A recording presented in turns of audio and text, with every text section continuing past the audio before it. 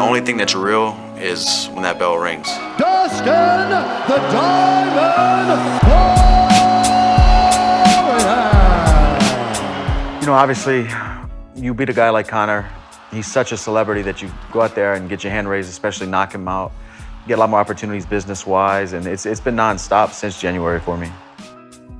I'm just starting to feel normal again, like myself, back home in Louisiana, waking up with my wife and daughter, not in training camp. I'm just starting, you know, and especially when you come home from fights like this, you're getting pulled in so many different directions. People want you here, they want you there. And I'm just starting to feel like I'm feeling normal again. I call it, when you drink too much, you have a hangover. I call this the bangover. After a fight, it's a week-long, yeah, 2 week long, you have a bangover. You're just processing everything, getting back to normal life, trying to feel normal again. And that's where I'm at right now. I'm taking it one day at a time. I'm not agreeing to anything, not signing any contracts, just digesting it all, enjoying this with my family. But I'm already training. I've already trained twice since I've been back with my buddies here in Louisiana. They have fights coming up. So I'm always training and always, you know, around these guys.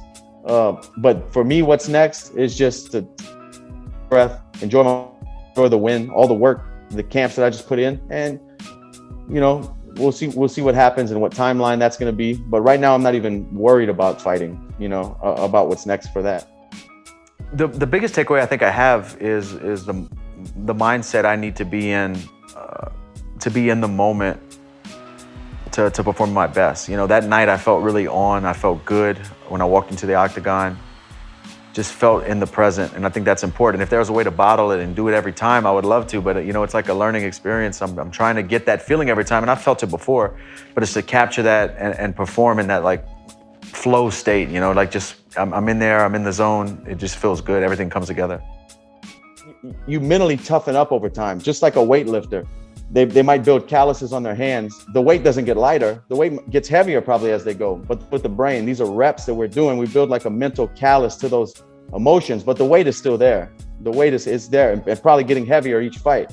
You know, That's right. Every fight out, you have more eyes on you. Every fight out, it means more. There's more riding on it. And you just build a callus mentally to prepare yourself for that load. I know it comes along with getting ready for these fights, and especially one of this magnitude, is the hustle, the grind, the day in, day out work ethic. And, you know, it's just how to stay in love with that throughout the years, big fight after big fight. How do I find different ways to approach these fights and keep it fun and refreshing for me, you know, and that's what we do. That's the thing about fighting too, is like the only thing that's real is when that bell rings, or whenever you show up in your training. That's the only real part about fighting that I love anymore. Everything else is who can say some cool, get a lot of likes on Instagram, who can get more followers, who can do some kind of funny video. It's just disgusting. It's a fashion show. It's all fake. But the real part about it is when that bell rings, it's 100% real.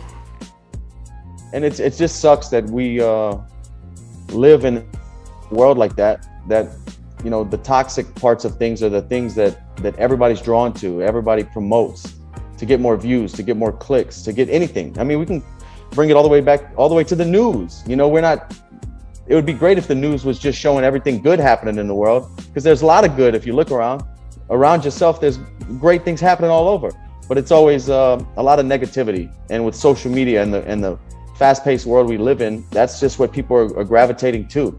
And whenever somebody like this, you know, gets beat by a better fighter that night, they just can't believe it. They just can't understand that this could happen.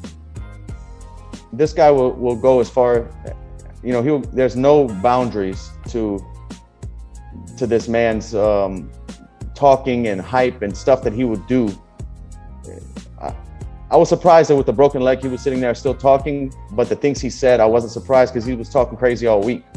You know, fighting is kind of, when you're in the moment, in the eye of the storm, it's kind of crazy. So I didn't know his leg broke because we both were punching at the same time. He went down, then I started punching him. I didn't know his leg was broke till the bell rang, and I started walking away, and he was sitting on his butt, kind of holding his leg, and I saw that there was no that his ankle and the leg was kind of hanging. There was no resistance. There was no bone there. It was just like a flap of skin there. That's when I realized, oh, he broke his leg. You know, as I'm walking to my corner, my cornerman runs in and we make eye contact and I say, he broke his leg. You know, this is over. But I didn't know in the moment that it was broken. It's a win on my record. I know I did what I needed to do in the fight, pre-fight, my training camp.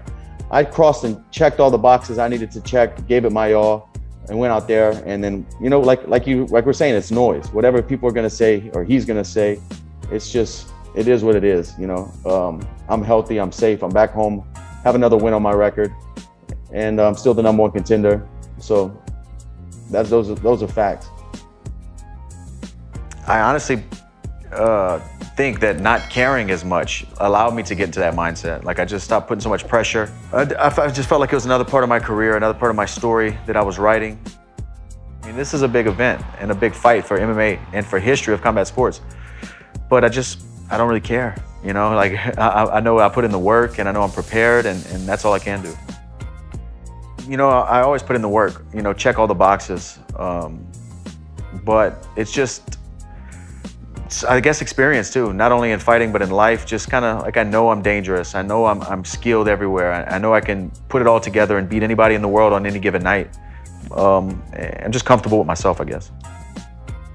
My ability, my trust in myself, my ability to push through adversity, you know, because I expected in every fight, you know, last fight, I got hit with a couple shots that kind of buzzed me a little bit, but I expect to have to dig deep, and knowing that I can rely on that, it kind of gives me a little comfort mentally when I think about fighting and think about the way this fight could unfold in there.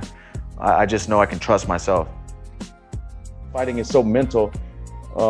It's just how do you digest those feelings and make them fuel you, you know, and use the fire to fuel you, not burn you. How do you use that fire to cook with and provide with? And you know, that's a juggling act we're all learning every time we warm up in that locker room.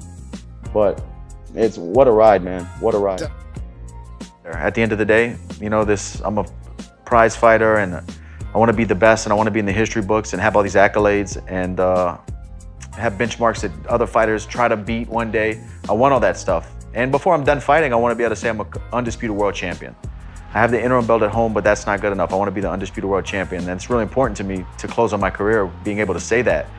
But also, you know, I have priorities and like I said, I'm a provider and I want my daughter to be set and go to college. And, you know, things change as you grow. So that's still a very important thing to me that I still am chasing like a maniac.